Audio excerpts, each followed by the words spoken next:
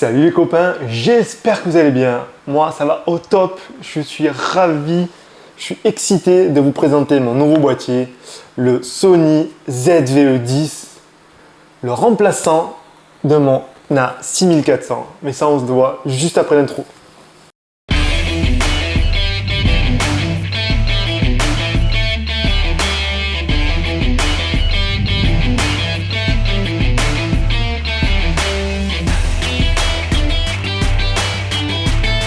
Pour ceux qui découvrent ma chaîne, sachez qu'ici on parle photo, vidéo, tuto, trucs et astuces, on teste du matos comme aujourd'hui avec ce ZV-E10, le digne remplaçant du ZV-1 et accessoirement celui qui va remplacer mon Sony A6400. Et je vais vous expliquer dans cette vidéo pourquoi. Alors c'est pas une vidéo sponsorisée, je l'ai acheté avec mes sous, donc je peux dire ce que je veux. S'il y a des trucs qui me plaisent pas, eh ben ça sera dit, et ce qui me plaît sera dit également. Allez, sans plus attendre, on attaque la vidéo. On attaque ce test avec la présentation du produit. Donc, il est en train de me filmer actuellement. On va voir un petit peu l'évolution comparée au ZV-1. Et également, je vais faire un petit comparatif avec mon boîtier qui me sert actuellement, le A6400, avec lequel je filmais mes vlogs. Je me filmais aussi à la maison pour faire mes vidéos YouTube. Donc, on va voir 2-3 points de comparaison avec le A6400. Et puis après, nous irons dehors pour faire des tests en extérieur. Et puis, nous reviendrons à la maison pour faire une petite conclusion. Donc, ouais, déjà remarqué que, comme je vous ai dit, il est en train de me filmer. J'ai rajouté le petit micro sans fil de chez Sony. C'est un combo pour faire des vlogs au top. Pour commencer, le ZV-E10 est tout simplement l'évolution du ZV-1. À une exception près, c'est que maintenant, on peut changer les objectifs, ce qui le rapproche plus de la gamme des A6000. Comme mon A6400 où on pouvait changer les objectifs. Qui dit changer les objectifs dit que vous pouvez mettre n'importe quel objectif Sony avec la monture E. Vous pouvez mettre comme moi actuellement l'objectif kit le 16-50 ou bien un 70-200 ou encore un 12-24. Vous l'avez compris, tous les objectifs de Sony marchent dessus. Alors, c'est un boîtier APS-C avec objectif interchangeable comme je l'ai dit. Ce qui est intéressant, c'est que du coup le boîtier va pouvoir évoluer et ça c'est très important, c'est un boîtier évolutif. Donc point de vue son, on va retrouver comme sur le ZV-1 le système à 3 micros. Moi aujourd'hui j'ai rajouté mon micro sans fil Sony, donc voilà, ça marche super bien. Donc sur le micro d'origine, vous pouvez rajouter la petite bonnette anti-vent fournie avec. Mais si vous voulez passer sur un son encore meilleur, je vous conseille, comme j'ai fait moi, donc un micro sans fil. Ensuite, pour la connectique, une apparition que moi, il me manquait, c'était sur le A6400. Je ne pouvais pas brancher le casque, donc je ne pouvais pas entendre ce que je filmais. La chose faite sur le ZV-E10, on a une sortie pour brancher un casque. Donc vous avez les mêmes sorties HDMI, on peut brancher un micro, toutes les connectiques sont là. Les principales. Point de vue créativité, maintenant nous avons l'apparition d'un bouton pour faire du flou d'arrière-plan. C'est vraiment top. Vous appuyez sur le bouton et ça vous fait le flou d'arrière-plan. Et ça marche plutôt pas mal. Ensuite, ils ont amélioré la présentation de produit. Pareil, vous avez un bouton dessus, vous appuyez et ça vous fait, je vais vous montrer. Voilà, vous voyez, ça fait le focus sur l'objet. Je l'enlève, ça revient. Focus, revient. Focus, revient. Ça marche plutôt pas mal. Et ce qui m'a fait craquer également pour ce boîtier, c'est ce magnifique écran pivotable. Enfin, merci Sony, car sur mon A6400, nous avons un écran pivotable, n'est-ce pas? Mais il faut faire une manip de fou, le tourner, le tirer, le monter, le tourner. Et adieu les micros, parce qu'on ne pourrait mettre sur la griffe du coup. Donc j'ai dû acheter un accessoire pour déporter la griffe sur le côté, mais je perdais certaines options de mon micro sans fil. Donc voilà, c'était un peu galère. Donc enfin, problème résolu, merci Sony. L'écran est lui tactile, vous pouvez actionner le suivi, le tracking. Donc quand vous suivez quelqu'un, vous cliquez sur l'écran et vous le suivez et ça le fait le job. C'est vraiment de la bombe atomique. En gros, toutes les dernières technologies sont dans ce petit boîtier, ce ZV-E10. Franchement, c'est vraiment le top. Ensuite, l'autofocus, il est vraiment excellent. Regardez. C'est vraiment le top du top. Il me suit, il fait le focus sur l'œil. C'est vraiment une tuerie. Voilà, rien à dire. Vous avez les mêmes réglages, point de vue réactivité, que sur le Sony A7S III. Batterie, on est revenu sur les batteries comme sur le A6400. C'est les batteries que j'aime pas trop, mais bon, on peut pas faire, tant pis, hein, c'est la batterie W.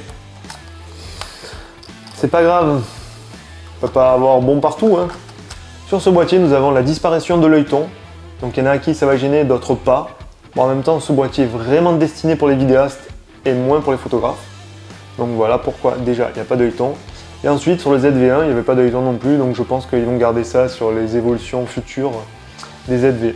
Voilà, je pense. Ensuite, un truc que j'ai kiffé, ils nous ont changé le système d'accroche. Donc vous n'allez plus avoir ce petit bruit de clochette. Donc voilà, ça n'existe plus sur le ZVE10. Ensuite, nous avons l'apparition de la stabilisation active qui vient du Sony A7S III, s'il vous plaît. Bon, vous avez un gros crop dans l'image, mais ça fait super bien le taf et on verra ça juste après quand on ira tester le boîtier dehors. Nous avons l'apparition du S-Log qu'il n'y avait pas sur le ZV1, donc là, merci Sony. Ensuite, un gros truc, vous avez compris, il y a la stabilisation active, mais pas que. Il y a un boîtier stabilisé. Oui, mesdames, messieurs, le boîtier est stabilisé. Sur le A6400, le boîtier n'était pas stabilisé du tout, excusez-moi du peu. Ensuite, sur le ZVE10, vous n'avez pas de flash, comme sur le A6400 par exemple. Mais on s'en fout, car c'est un boîtier destiné aux vidéastes, comme je vous l'ai dit, et pas aux photographes. Donc le flash, on s'en tamponne. Donc le capteur, 24 millions de pixels pour de belles photos. Gros point positif, le bouton REC, enfin, ils nous l'ont viré sur le côté. Hein. Ils l'ont mis dessus. Merci, enfin. Parce que aller tripoter ici sur le côté le bouton REC, moi du coup j'ai fait le report sur le déclencheur parce que c'était infernal. Un truc que j'adore, quand on filme maintenant avec le ZVE10, on le sait car on a une lumière qui est rouge devant, mais également tout le tour de l'écran est rouge. Et ça, chapeau artiste. Franchement, c'est top, ça je kiffe. C'est un gadget mais j'adore. Nous avons la disparition de la molette de sélection, mais l'apparition d'un petit bouton qui nous permet de switcher entre les différents modes, photo, vidéo et ralenti. Oui, je sais. J'ai dit au début que c'était un boîtier orienté vidéo et un peu moins photo, mais vous avez quand même un capteur de 24 millions de pixels, n'est-ce pas? Donc vous pouvez faire de belles photos. Même s'il n'est pas orienté photo, vous pouvez faire de très belles photos. Et on peut faire des ralentis à 120 images secondes en Full HD. Et oui, mesdames, messieurs, ce boîtier a tout d'un grand boîtier. J'ai fini la présentation de ce petit boîtier. On a fait 2-3 points de comparaison avec mon A6400. Maintenant, on va aller sur le terrain en conditions extrêmes, tester ce boîtier, voir ce qu'il a vraiment dans le ventre. Et puis, on se retrouve à la fin pour la conclusion. Soit sur le canapé, ou peut-être dehors. On verra. Allez, à tout à l'heure. Les amis, on se retrouve dehors comme promis. Voilà, là, j'enregistre le son avec le boîtier. J'ai mis la bonnette anti-vent. Donc voilà, la stabilisation n'est pas activée. D'ailleurs, ça se voit, ça bouge un peu. On va se tester le flou d'arrière-plan. Et une option que j'ai pas dit tout à l'heure également, c'est qu'on peut adoucir les couleurs du visage. Vous allez voir, ça aussi c'est assez stylé. Donc maintenant, je vais actionner la stabilisation active et vous allez constater, comme je vous l'ai dit tout à l'heure, que ça croppe énormément dans l'image. Là, j'ai actionné la stabilisation dite standard du boîtier. Déjà, je trouve que ça fait bien le taf. Et maintenant, je vais vous actionner la stabilisation active. Alors là, j'ai actionné la stabilisation active. Vous avez vu comme ça croppe? Par contre, ça ne bouge plus du tout. C'est de la folie. Je la tiens à bout de bras avec mon CoryaPod. Et c'est incroyable comme c'est stable.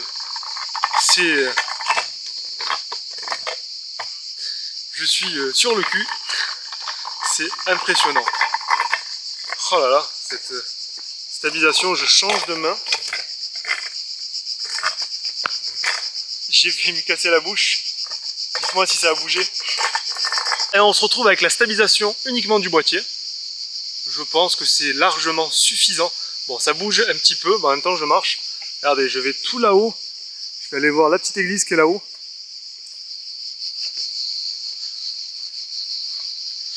Ah, on n'a pas fait, je vous ai pas mis l'option, on va se la mettre là, l'option de flou d'arrière-plan. Voilà, flou,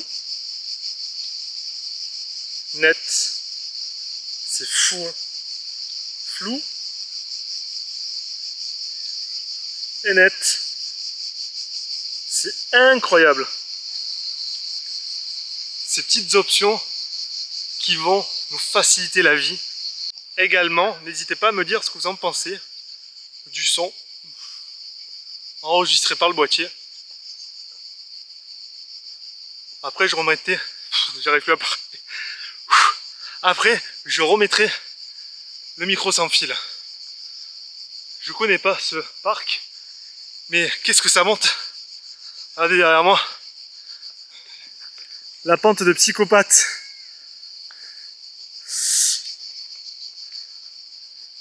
Bon voilà, pour moi perso, la stabilisation standard du boîtier marche super bien. Alors là, je suis repassé avec le micro sans fil. Ça, vous pouvez vraiment faire la différence avec un micro sans fil de très bonne qualité et le son du boîtier. Mais j'ai une petite préférence quand même pour les accessoires qui améliorent le son. Car le son est une chose très importante en vidéo. Il ne faut vraiment pas lésiner sur le son. Ça, je l'ai appris à mes dépens. Donc voilà, premier shooting extérieur avec le ZV-110. Honnêtement, j'en suis ravi. Je savais que ce boîtier allait apporter énormément de nouveautés. Mais alors là, je suis très étonné. D'ailleurs, je repassais en stabilisation active. Donc voilà, là je suis repassé en stabilisation active. C'est vraiment une pure tuerie. J'adore, c'est vraiment de la bombe. Donc pour vlogger, vous l'avez compris, pas forcément, vous n'êtes pas obligé d'acheter le trépied Sony à 200 balles avec connexion Bluetooth et tout le bordel. Moi j'ai un petit GorillaPod, ça fait le taf. Bon, c'est sûr, vous n'avez pas les... Vous pouvez pas enregistrer, et vous n'avez pas les boutons sur le GorillaPod. Mais bon, est-ce que c'est vraiment nécessaire? À vous de voir. Moi, pour l'instant, petit GorillaPod, kit très léger, boîtier super léger. Franchement, c'est un régal. Donc, à partir d'aujourd'hui, je vais vlogger beaucoup plus souvent qu'avec le A6400.